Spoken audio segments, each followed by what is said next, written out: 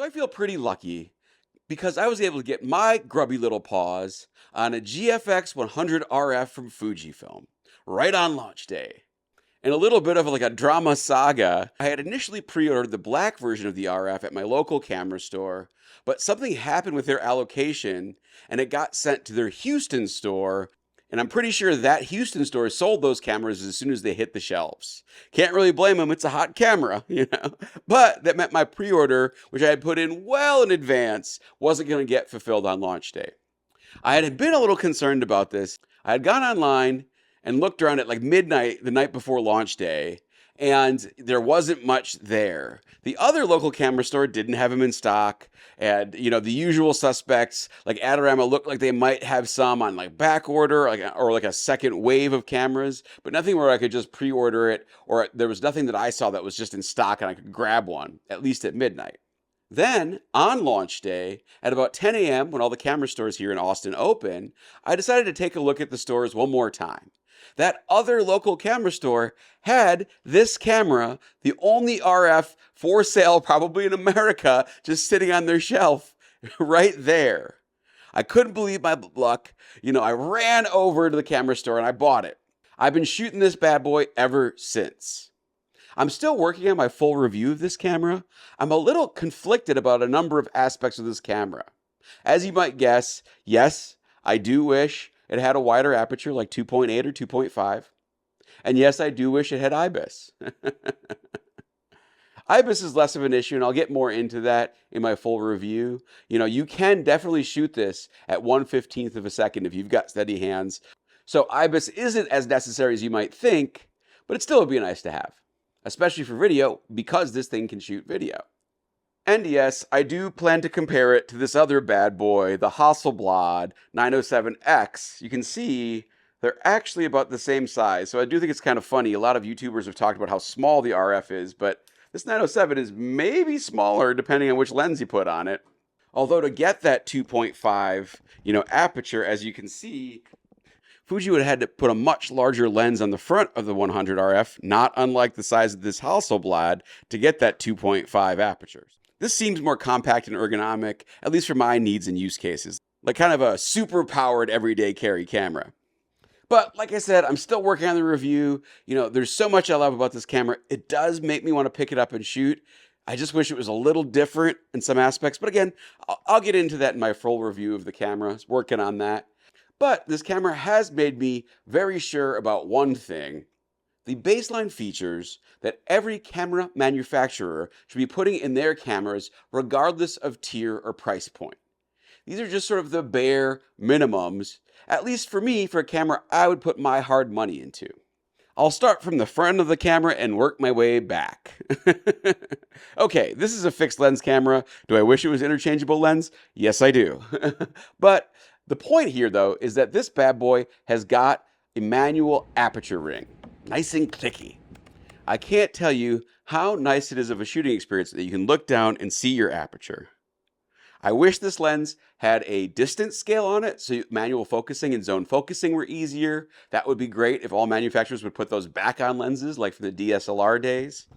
And like Hasselblad does with some of its higher-end V-series lenses. It's a little bit of a tragedy that Hasselblad seems to be going away from this focus clutch thing, because I think it's super cool. Not to mention how handy it is to have the distance scale right on the lens. Since this is a fixed lens camera, you can't see it. But some cameras still don't have some sort of protector that comes over the sensor when you turn off the camera and take off the lens to change lenses on interchangeable lens cameras. Kind of like this S1R Mark II. I've had this camera for several months now, and I haven't had to clean a single whit of dust off the sensor. On the S5 Mark II and earlier Panasonic cameras, that was always an issue, and I always find little dust spots on my photos. If you look really closely at a bunch of my photos from my Cuba trip using the Panasonic S9, there's dust spots on so many of those photos. So, again, just really wish all cameras would have a sensor protector when they're interchangeable lens cameras. Of course, Fuji solves this by making this a fixed lens camera. That's the solution too, I guess. Last thing on the front of the camera, gotta have a scroller here on the front by the grip. Just gotta have it. Moving to the top of the camera, I really like the way Fuji did this on the RF. Having shutter speed and aperture at your fingertips is so nice.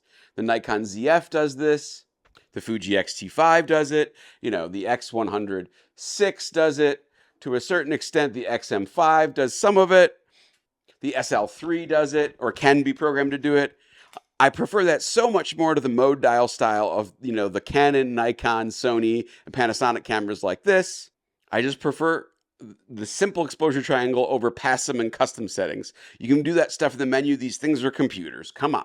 I can't believe I have to say this, but the Panasonic S9 made this a thing. Gotta have a hot shoe that will actually take flashes. No cold shoes.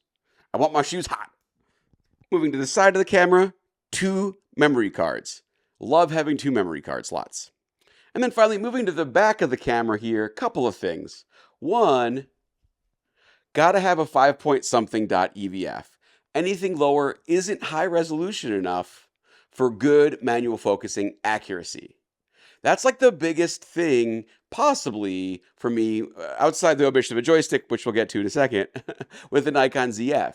If you put the EVF up to your eyes on the ZF, and then look at something like this, like the 100RF, or the Leica SL3 or SL3S, or a Sony, one of the more modern Sony high-end cameras, A1, A9 III, you'll see how much worse that ZF viewfinder is. It's really a problem. It makes manual focusing a little bit hard, despite the cool manual focusing features in the ZF. And since I already said it, I'll just cover it really quickly. Gotta have a joystick. I don't know how these people think they're focusing a special single point autofocus, which you still need, even in this day of awesome continuous autofocus. It's just way more accurate and fast than trying to scroll around with your finger on the back of the camera. That stuff is nuts. I don't really need a touch screen. I would much rather have the joystick. So if it's a savings, scrap the touch screen and just give me a joystick, camera manufacturers. And then finally on the back here, gotta have a flippy screen. I would say the RF has sort of the bare minimum one. I would definitely much have a flip up than a flip out screen on most cameras, unless it's a video first camera. But what I really want to see is what the Panasonic S1R Mark II has. The screen flips up, and then it also flips out. We have this technology. There's several manufacturers doing it. Sony's doing it. Lumix is doing it. I believe Canon's going to start doing it with the Canon R6 Mark III. All cameras should just have that kind of back screen in this day and age. We've got the technology. Let's just do it. Also on the back, another scrolly wheel. So you have one on the front, one on the back. And then ideally, you don't have it on this camera, but like on the S1R Mark II, you've got a third scroll wheel, right? So you can also change all 3 aspects of the exposure triangle, aperture, ISO, shutter speed, all at your fingertips several different ways. The back dial's here for speed, and the top dial's for joy, control, and artistic inspiration. So yeah, I think that's about it. That's kind of my set of like baseline features, kind of what I'm looking for in any camera I'm going to buy in 2025. What do you think? Did I miss any baseline features? Am I asking for too much? Am I just being greedy now? Let me know your thoughts in the comments below. Like, comment, subscribe, all that good stuff, and I'll see you in the next one. Bye!